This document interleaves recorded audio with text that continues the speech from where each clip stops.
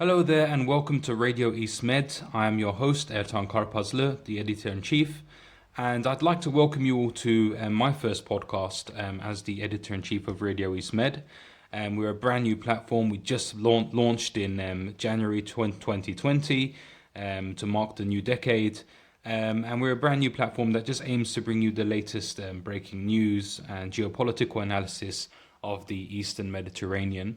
As you may all know, if you are following the developments of the region, you know that the Eastern Mediterranean is a highly contested region at the moment. A lot of players are getting involved. A lot of tensions are there, mainly surrounding the natural gas that has been found in the Eastern Mediterranean over the last decade, and it's brought a lot of nations in the area and a lot of groups to loggerheads, particularly Turkey, Cyprus, Greece, Israel, so on and so forth. But literally everyone in the region is involved.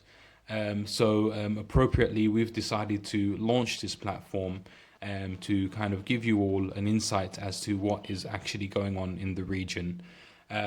We have a website which we have just put up in the past couple of weeks, where we are curating various sources and bringing you the latest stories from different angles, as well as features. And we are a social media first organization. So we have Twitter, we have Facebook, we have an Instagram, where we not only wait for our audience to come to us, but we actually go to our audience. So please do support our new project by subscribing, by liking, by sharing, retweeting, whatever it is. And one thing that we want to do is produce a monthly podcast where we summarize all of the latest developments in the region in the month. This could be subject to change. We may increase it, we may decrease it, depending on how effective it is. But for now, thank you for tuning in. So I really just want to talk to you about what's happened in the Eastern Mediterranean or surrounding region in the last month. Now, there were a number of stories that happened this month, or in January 2020, that were all competing to be first on my list of topics to speak about. But I'm going to start with the main topic, which is, in my opinion, something that we all need to be aware of, and that is what's going on in Libya. Now, a lot of you might be surprised about this because there were other stories that were probably just as, or if not more important, or more blown up in the international media than this one. You may be thinking that I should be speaking about the assassination of Iranian General Qassem Suleimani, which happened at the beginning of the month. And I will be speaking about that. At that time, there was a lot of talk, actually, about World War III. World War III became a trending hashtag on social media after the assassination of the Iranian general. But that actually quickly died down. Now, in my opinion, if there was anything that happened in the past month that actually almost brought the world to a global conflict, it was the situation in Libya, and still is to a certain extent. The situation in Libya escalated in January to being something more than a battle between the UN-backed GNA government in Tripoli and the renegade general Khalifa Haftar, who has taken control of most of the country besides the capital. Libya drew in a lot of international players, including European countries, Middle Eastern countries, and almost actually brought even European Union countries to loggerheads against each other over the issue. So I'm just going to quickly talk about what's been happening in Libya, and then I'm going to move on to other subjects. So in Libya, what's happening in Libya? Well, for any of you who may have been following, you may know that Libya has, for the past 9 years, I believe now, has been pretty much in civil war, pretty much in chaos ever since the toppling of former strongman leader Muammar Gaddafi. There has been a battle for power in Libya, among various tribes, among various groups, various militias. And that conflict has kind of evolved to narrow down the battle to two main players on the ground in Libya. The first one would be the internationally recognized and supported government in the capital Tripoli, which we call the GNA, led by Fayez Sarraj. Now, this government was established with the help of the UN, kind of as a transitional government until Libya is ready to hold fair democratic elections where a real government, representative government, can be truly elected. But one particular individual by the name of Khalifa Haftar, a former loyalist soldier of the previous regime under Gaddafi, he has had objections about this internationally recognized government, because he is claiming that there are elements within that government who have connections to Islamist groups or terrorist groups. So he is refusing to recognize the government, and what he has been doing over the past couple of years is amassing forces, taking over swathes of the country, including major cities such as Benghazi and Misrata. And now he is besieging the capital of Tripoli.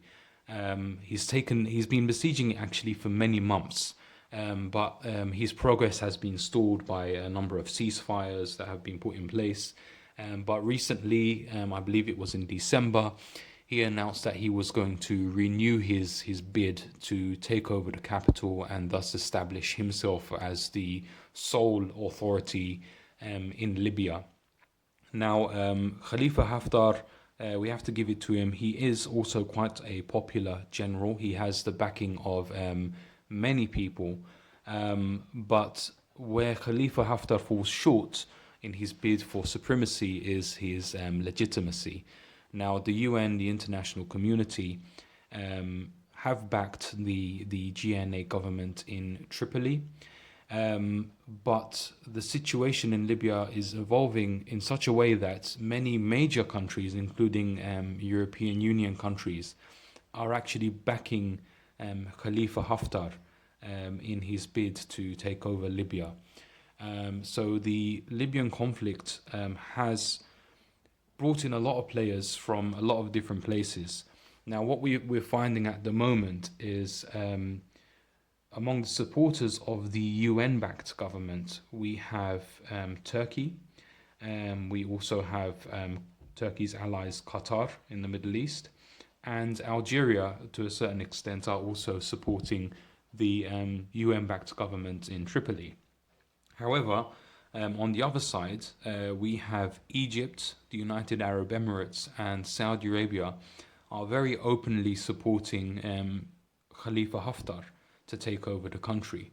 So you have these two axes that have already been showing their differences of opinion on different conflicts in different parts of the world.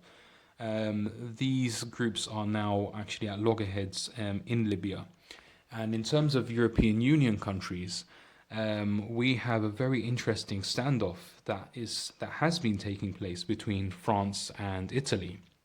Now, France and Italy traditionally have been quite allied. You know, they're generally allied to each other's interests, mutual interests. But Libya, as a country that was a former colony of Italy and lies directly south of Italy, south of the Mediterranean Sea, has very much been seen traditionally by the Italians as Italian turf, Italian territory. And what France has been doing since the outbreak of the civil war in Libya is France has been trying to expand its influence into Libya, which is kind of seen as an intrusion by France on Italian turf. So France and Italy have kind of had a feud as of late over who gets to control, who gets to have influence, the most influence in Libya. Now, at the same time, Greece has also been fighting for relevance in the conflict in Libya. And that's mainly because of one particular issue that has arisen as of late. In December 2019, the government of Turkey and the internationally recognized government of Libya signed a maritime deal which saw Turkey and Libya establish an invisible sea boundary over exclusive economic zones where either country may drill for natural resources such as gas that may be in the region. Now, where Greece comes in is Greece claims that the border drawn in the sea between Turkey and Libya is actually illegitimate because it intrudes upon their own exclusive economic zone. And to a certain point, Greece does have a point because according to the international law of the sea, countries in the region, including their islands, mainlands and islands, have the right to assert a certain amount of sovereignty, you could say, over the sea in terms of drilling rights in those regions. Now, where Turkey has its argument is Turkey is basically arguing that islands should not have such a right. Now, Greece is a country with many islands in the Aegean, in the Mediterranean, and Greece has been using these islands to assert its exclusive economic zone in the Eastern Mediterranean, in the region, which basically, by doing so, Turkey has been getting boxed in to a very, very small strip of sea in the Bay of Iskenderun, just north of the island of Cyprus. Now, considering the size of Turkey and the amount of coastline it has, under this interpretation of the law of the sea, Turkey has a very limited space in order to drill for natural resources in the Mediterranean.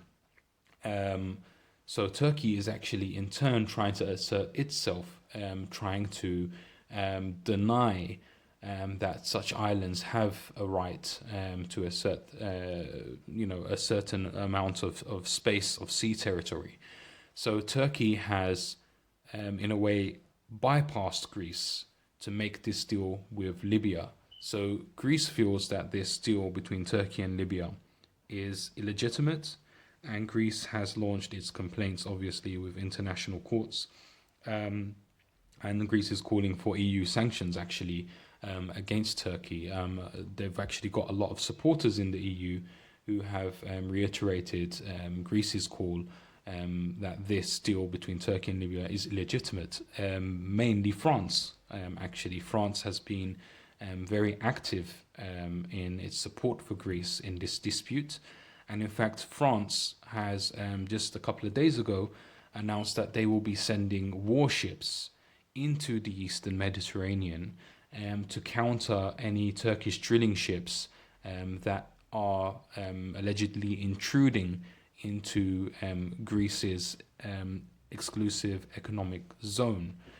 So a major standoff there between Turkey and Greece as well as France.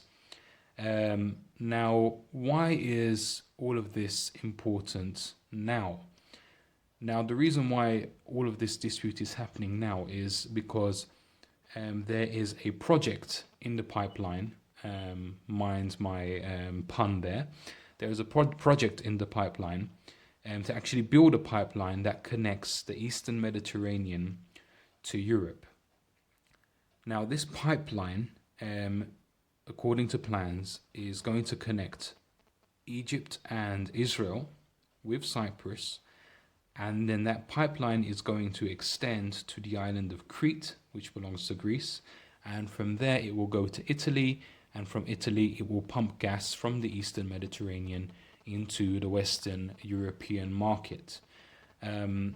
Now, Italy is actually part of this project, but surprisingly, amid all of the tensions and all of the escalation that's happening in the region, Italy very recently came out and cast doubt about the potential of this pipeline. And Italy, in a way, I guess to spite France, has been showing more support for Turkey in Libya regarding the battle in Libya. But at the same time, Italy does not want to enrage or weaken its ties with Greece and Cyprus. So Italy has also been trying to play a double game here by making reassurances to appease the Greeks and to appease the Greek Cypriots in Cyprus. So Italy is playing a double game. No one's really figured Italy out yet in terms of what their intentions are. But if you don't mind me sharing my personal opinion, I personally think that Italy is just fighting desperately to get some kind of relevance in Libya, because end of the day, it is a former Italian colony. It is directly underneath, below Italy's mainland, and Italy does not want to see any potential rival country gaining influence in Libya and potentially using that influence against Italy in the future. But the problem is, because of Italy's bad reputation in Libya, because of the mistakes and atrocities that they committed during the colonial era, it seems that no one on the ground actually wants to work with Italy, be that the internationally recognized government or the forces led by Khalifa Haftar. So Italy really is seeming quite irrelevant at the moment within Libya. But Italy needs to remain relevant in the Eastern Mediterranean in order to be part of this pipeline project. So Italy is still siding with Greece and Cyprus regarding alleged Turkish intrusions into Greek and into Cypriot sea territories. So that's Italy on that one. But regarding Turkey and Greece, there is another dispute that is arising actually regarding the militarization of the Aegean islands. Now, the majority of the Aegean islands belong to Greece, and some of them are so close to the mainland of Turkey that you can actually see them from the Turkish coast. So in many ways, Greece has pretty much full sovereignty over the Aegean Sea, which really boxes Turkey into a small little space along its coastline for its cargo ships or the such that want to get out into the open sea. However, Turkey and Greece did strike a deal in the past to maintain that these Aegean islands that belong to Greece will remain demilitarized in terms of no heavy weapons, no soldiers, etc., etc. Now, what Greece has been doing recently is actually militarizing some of these islands. They've been increasing the flow of weapons and foot soldiers to these islands, particularly the island of Castellarizo, which is just south of the Turkish coastal province of Antalya, and it's actually Greece's easternmost point, the closest Greece really gets to Cyprus and the Middle East. So it's a tiny island, but it's also a very strategic island. And through this island, Greece is actually able to claim vast swathes of the Eastern Mediterranean for itself, for drilling rights. So Turkey obviously is not too happy with that, and Turkey has been not just on Castellarizo but on many Asian islands. Turkey has been allegedly infringing upon Greek airspace through helicopter and fighter jet flyovers. So what Greece has been doing is basically militarizing these islands. Turkey has been calling, or reminding rather, the Greeks to demilitarize these islands. But Greece has in return said that they will continue to militarize these islands so long as a Turkish threat to the islands prevails. So it's not a good situation there between Turkey and Greece in the Eastern Mediterranean, in the Aegean, and this is actually linked very much to what is going on in Libya. A bit further east of that, we have Cyprus. Now, the Cyprus issue it's been a frozen conflict pretty much for the past, how many years has it been now? It's been about 46 years now. Now, in Cyprus, the situation still pretty much remains the same. The north is controlled by Turkey. It's an unrecognized country called the Turkish Republic of Northern Cyprus, whereas the internationally recognized Republic of Cyprus to the south claims at least full sovereignty and full legitimacy over the entire island. Now, not so surprisingly actually, amid this dispute in Libya, Cyprus is also getting pulled into it. So the same axis that supports the forces of Khalifa Haftar in Libya are also expressing their support for the Republic of Cyprus against the Turkish Republic of Northern Cyprus. So recently Saudi Arabia got involved in the dispute and reuttered, let's say, its support for the Republic of Cyprus against Turkey and Turkish moves in the EastMed. Now, Turkey, if you actually look at what's going on in Turkey, you'll find that Turkey recently has been suffering somewhat of an economic dip. It's had a currency crisis, it's had an inflation crisis, it's got a swelling population, and Turkey, in a way, it's quite besieged in a way. If you could look at its borders, its bordering countries, you have, to the south of it, you have Syria, where the civil war has threatened spillover into Turkey and it's sent many refugees. You have the problems in Iraq, you have Iran in the east, you have the EU countries to the west of it, and Turkey is in a way very much isolated.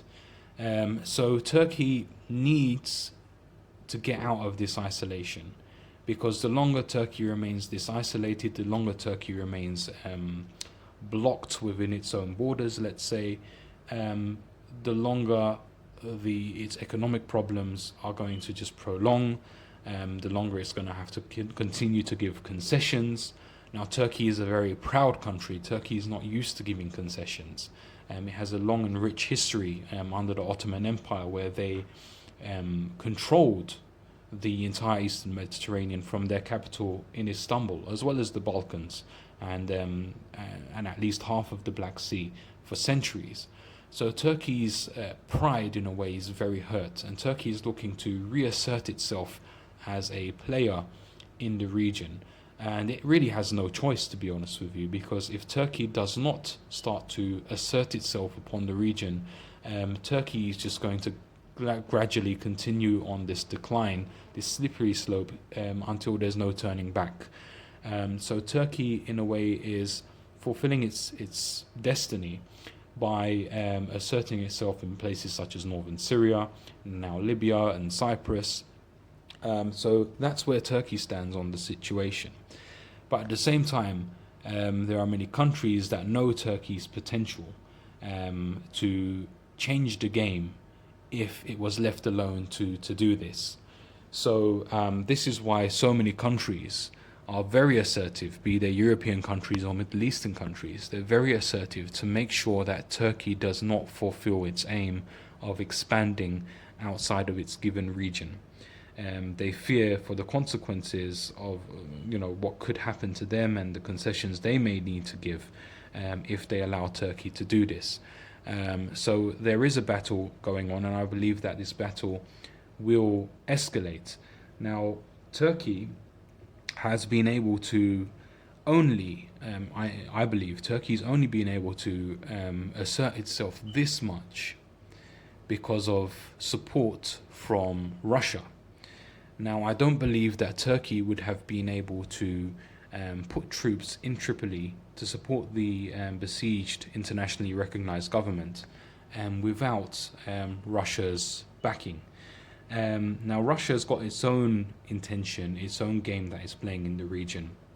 With the Syrian civil war, Russia was actually able to expand its presence in the region through Syria with its alliance with the Assad regime. Now in Libya, Russia is playing a different game. Now, when it comes to Libya, we have many mercenaries in Libya, be they fighting for the internationally recognized government or for Khalifa Haftar. Many Russian mercenaries who have previously fought in Syria and Ukraine are now in Libya supporting the forces of Khalifa Haftar.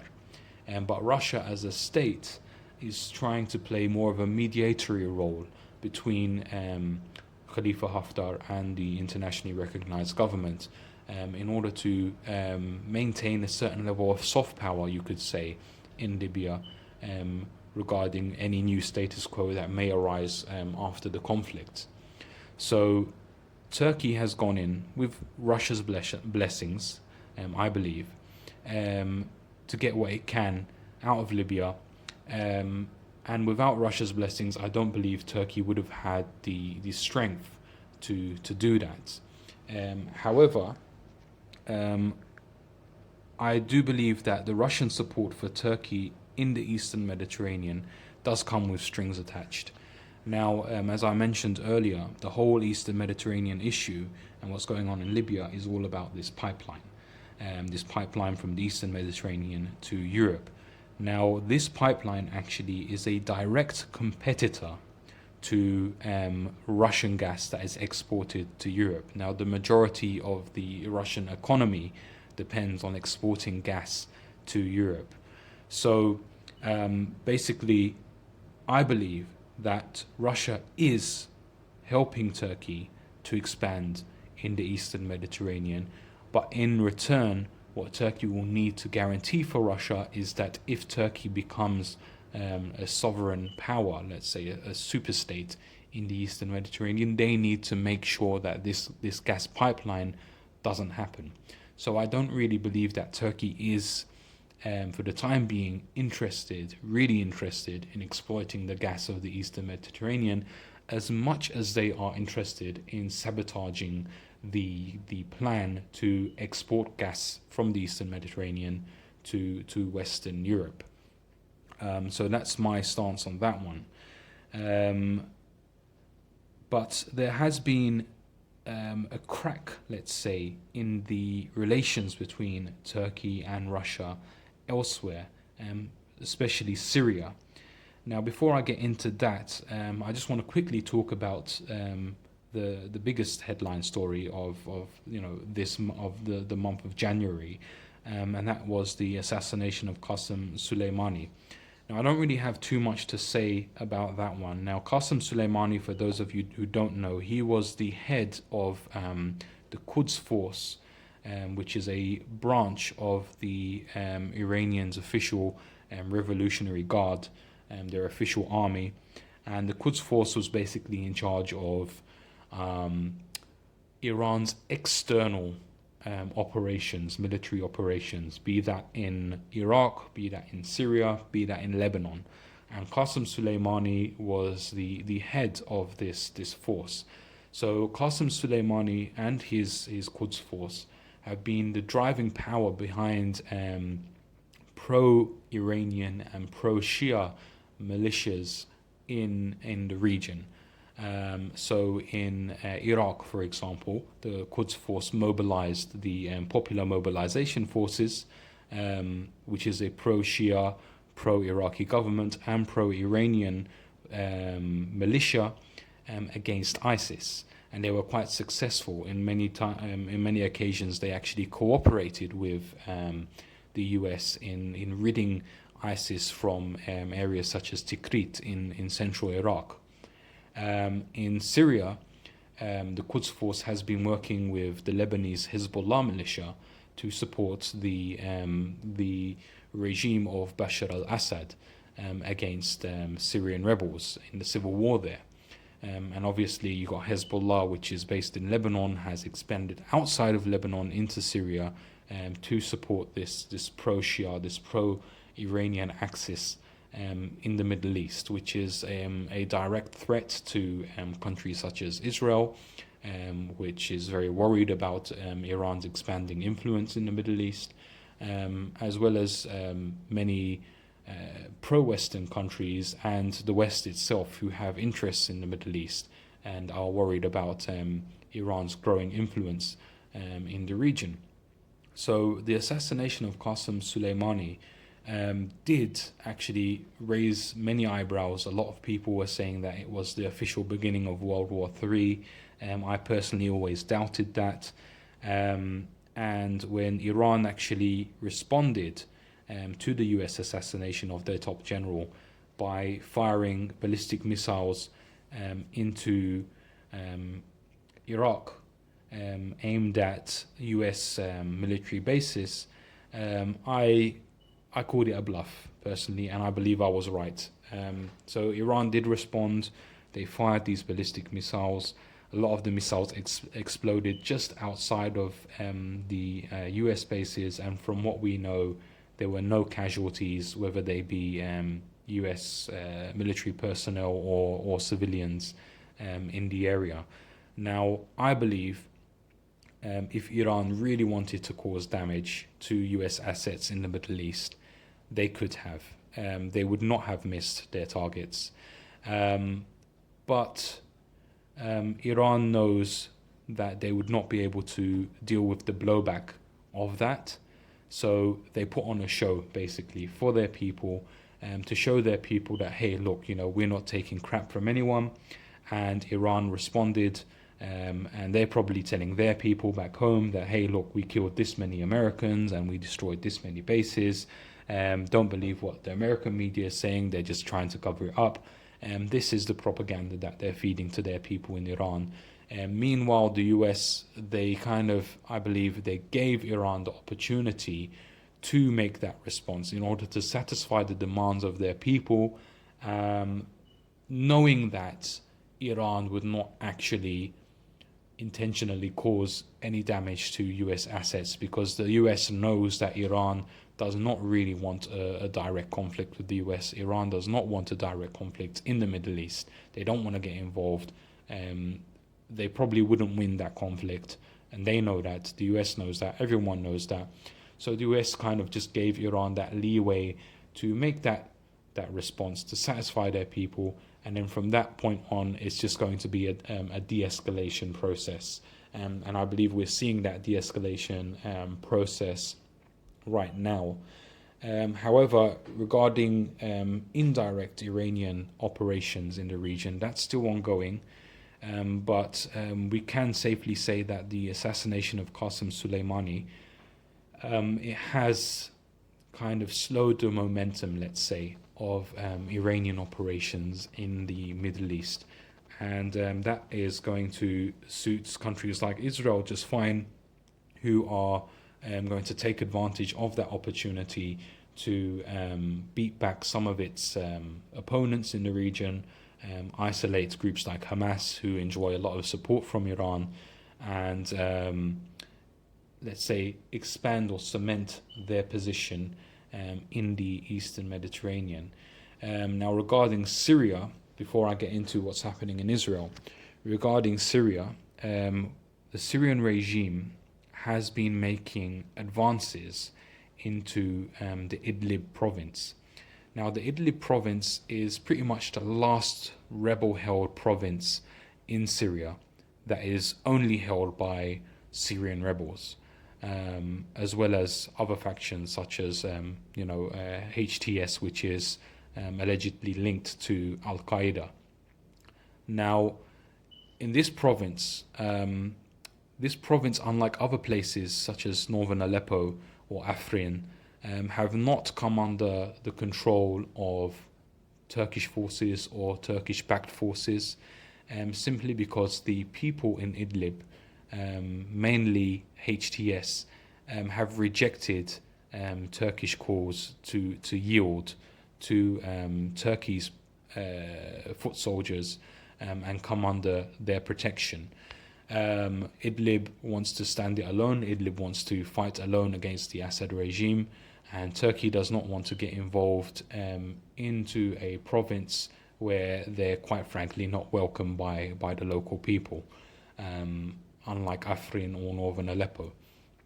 Now, in Idlib, However, you do have a de-escalation and ceasefire deal which was made a couple of years ago in Sochi and in Astana between Turkey, Russia and Iran.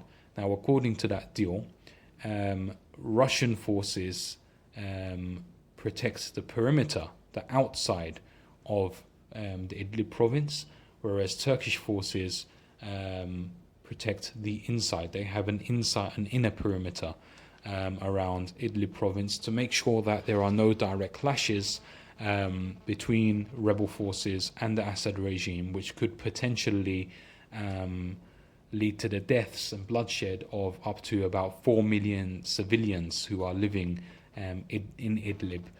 Many of them are already displaced, actually, internally displaced Syrians who have moved from other parts of Syria to escape the regime and have winded up in Idlib. So, unfortunately for Idlib, the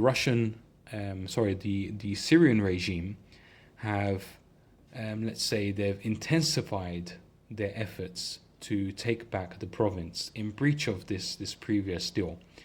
And the Syrian regime have, in the last week, made advances in southern Idlib and taken the city of Marat al-Numan, which is the second largest city in the Idlib province, after the actual capital of Idlib, which is by the same name, Idlib. And this has actually sent a wave of around 700,000 refugees fleeing from their homes towards the Turkish border, potentially triggering another wave of refugees entering Turkey, and from there obviously entering Europe by crossing the Aegean and so forth. So it is a desperate situation that is taking place in Idlib right now. And previously Turkey and Russia were working together in maintaining the security of Idlib. But when Turkey entered Libya with Russian support, many news articles, many news reports started coming out saying that Russia has given Turkey Libya in return for Idlib. So there were a lot of reports coming out saying that Turkey was actually willing to allow the Assad regime with Russian support to enter Idlib in return for getting its piece of the pie in Libya.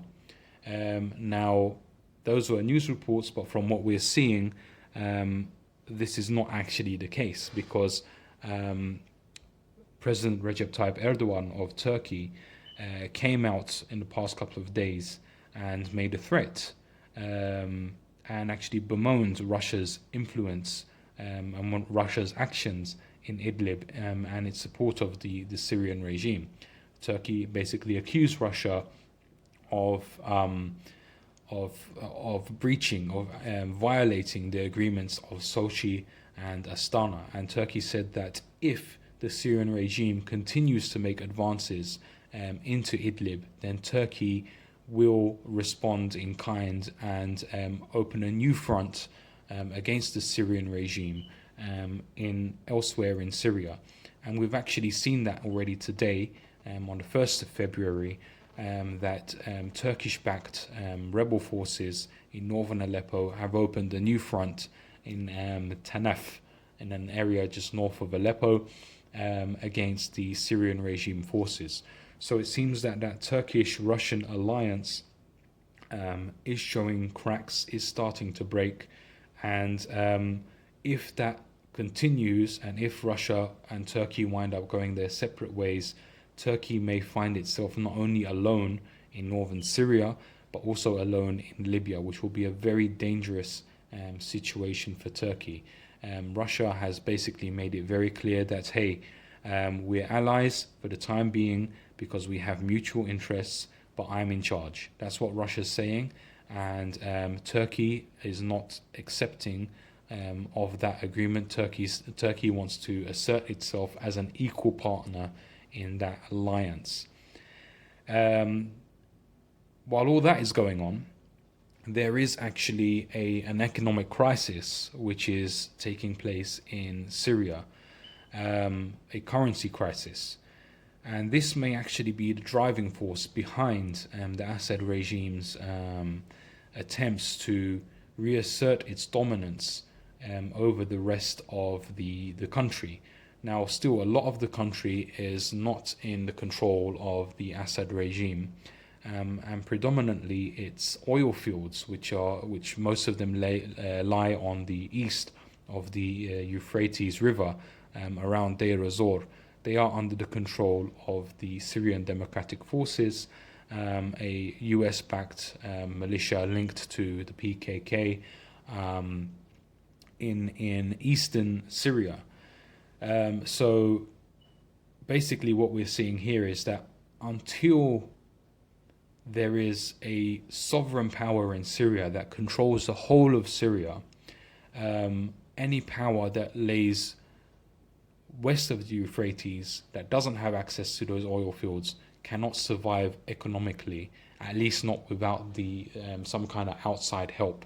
Now, the Syrian regime has been receiving outside help from Russia, from Iran, but they also have their own economic problems. So the Syrian regime, it seems, are taking it upon themselves to start a new offensive to regain what is traditionally Syria, both east and west of the Euphrates River, so that they can have some kind of domestic produce and export that will help them keep afloat economically.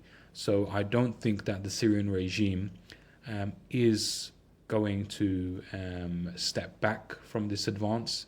And it doesn't seem that the Russians or the Iranians are willing to roll back their support for the Syrian regime. So the Syrian regime will continue on this trajectory, and it's just going to be very interesting to see what happens in the future regarding Turkey's presence in northern Syria, and what happens to the civilians who oppose the Assad regime once the Assad regime starts gaining ground in those territories. So very worrying times ahead for Syria. The Syrian civil war is by no means over. But moving on, another major story that broke out this month, the month of January, was US President Donald Trump's Middle East peace plan for Israel-Palestine. Now, what we saw in that peace plan was vast chunks of the West Bank, where illegal Jewish settlers have built settlements and moved in, have been given to Israel. They will be annexed by Israel, and that includes the Jordan Valley. Also, what we see is East Jerusalem, the annexation of East Jerusalem, again ratified by that deal. So Jerusalem, a united Jerusalem, becoming the capital of Israel, as well as the Golan Heights of Syria, which have been occupied by Israel since 1967, and that also being given to Israel. And as for the Palestinians, what they're offered in return are a few little enclaves in the West Bank, as well as they'll get to keep Gaza. They'll get to have a tunnel that connects Gaza to the enclaves of the West Bank, and two little regions in the Negev desert along the border with Egypt, which will be designated as industrial and agricultural as well as residential regions. So there is a promise for the Palestinians of recognized statehood. There is a promise of economic development, but what there isn't is a promise for the millions of Palestinian refugees who have been forced out of their homes by Jewish settlers, who have winded up in various countries, namely Jordan. There is no promise of them returning to their homes. There is no promise of a capital, a real capital in East Jerusalem, which is a demand of the Palestinians. And again, vast swathes of territory in the West Bank will be given to the Israelis. So Israel will have complete security control over the West Bank. They'll have control of movement. They'll have control of the roads. So overall, it is quite a bad deal for the Palestinians. However, due to the Iranian threat in the region, what we're seeing is many Arab countries, namely Saudi Arabia, who see Iran as a threat to their national interests more than Israel, are actually encouraging the Palestinians to accept the deal. Even Egypt, for example, Egypt has expressed its support for the deal, whereas some other Arab countries do not see the deal so favorably. Now, Turkey, where Turkey comes in, is they are completely against the deal, and actually this deal that Donald Trump has offered has in many ways united the Palestinian people, be they under the Palestinian Authority of the West Bank or under Hamas in Gaza. The Palestinian people themselves are against this plan.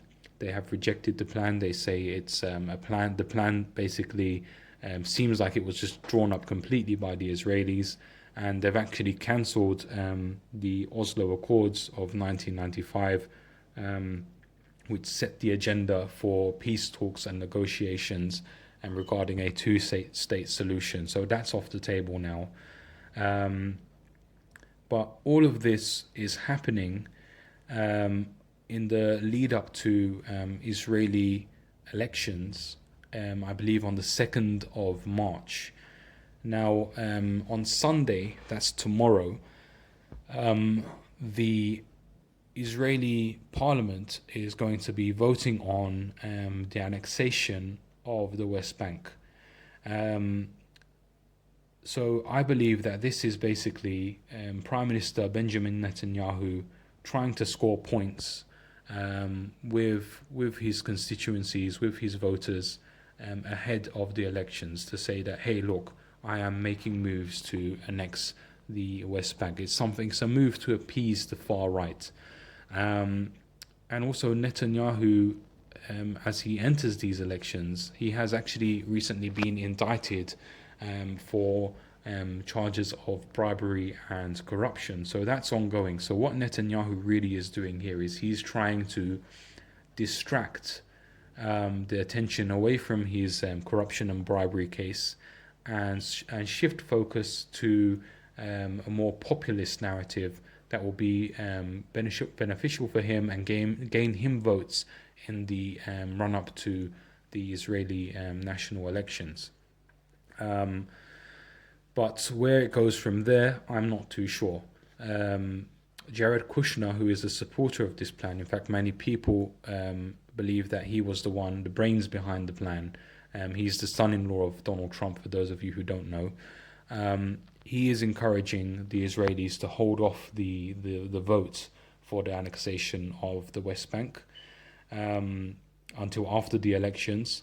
But regardless of when and if that vote actually takes place, this plan has really caused a stir in the entire Middle East. And if there is any move, I believe, to annex the West Bank, to implement this plan before the Palestinians have even really engaged with the plan and discussed it among themselves and come up with a joint statement, I believe it could be pushing the Palestinians and the whole region actually to another intifada, another uprising against Israel. And I believe that this may be the intention of the plan itself, to stir tensions, to create a conflict that Israel is prepared for and Israel is in a position to win, and weaken the Palestinians further and force them to give more concessions on any future negotiations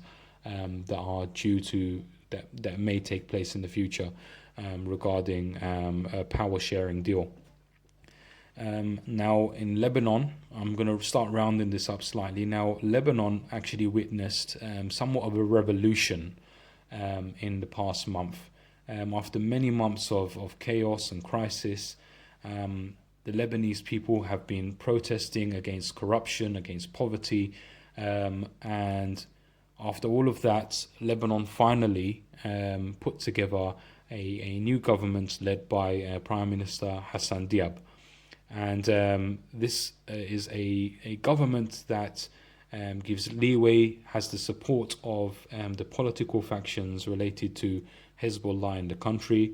So in a way, Hezbollah, the Shia axis, Iran have been bolstered in Lebanon. However, this new government still seems to be quite detached from the actual population, the actual people, the people who don't care so much about sectarianism as much as they care about putting food on the table, and as much as they care about having a truly democratic country free of corruption. Now, this new government seems to be putting on a show of cracking down on corruption. They are starting this new corruption witch hunt. But there is speculation that this anti-corruption witch hunt will be quite selective in terms of who gets put behind bars and who is spared. So a lot of the Lebanese people have not been completely convinced by this change of government. They believe it's just a new manifestation of the old system, of the old regime, and they're continuing to protest. And these protests are becoming quite violent. There have been clashes between protesters and police, and the government seems to be having none of it. The government has been accusing these protests of being led by foreign infiltrators, and have vowed to crack down on anyone who is participating in these protests. They've taken a very authoritarian tone regarding the protests. So Lebanon doesn't look like it's going to get any better anytime soon. And if Hezbollah and pro-Iranian forces are able to recuperate and grow in Lebanon, that also escalates a risk of civil war within Lebanon, which could be stirred by Saudi Arabia, as well as Israel, who see Hezbollah as a threat and may continue or may start carrying out airstrikes and incursions into Lebanese territory to rid Hezbollah of the region. So Lebanon is going to be one to watch. And lastly, my last point of discussion in this podcast, which is coming up to an hour now, is the deal between Egypt, Sudan, and Ethiopia for filling up this dam that is being built on the Blue Nile in Ethiopia. Now, this new dam, which is being built in Ethiopia, has been a cause of tension between upstream countries, Sudan and Egypt, because obviously the Blue Nile is one of the main sources, one of the two main sources actually, for the River Nile, which passes through Sudan and Egypt. In fact, 85% of the water of the River Nile originates in the Blue Nile in Ethiopia. So Ethiopia building this dam on the Blue Nile threatens to decrease the amount of water going upstream to downstream rather to Sudan and to Egypt. Now, for Egypt, this is particularly worrisome because Egypt, the population is swelling. They believe the 100 millionth Egyptian citizen is going to be born this month in February, and 60% of Egypt's population is under the age of 25. About 95% of Egypt's population live along the Nile. They depend upon the Nile. They depend on the waters of the Nile. There is nowhere else in Egypt for them to live because east and west of the Nile is just desert, is uninhabitable, and there are a lack of jobs. Egypt literally is a country that is about to burst. Unless something is done soon to fix Egypt's economic problems, which continue to persist, Egypt could be a catastrophe just waiting to happen. So add to the equation the Ethiopian dam, which will decrease the water flowing into the River Nile. You're talking about huge problems really for Egypt. So this was a project that was threatening to spill out into war between Egypt and Ethiopia, and that threat still lingers. However, they all understand the dangers behind what's going on. They all understand Ethiopia is very aware of Egypt's concerns and Sudan's concerns.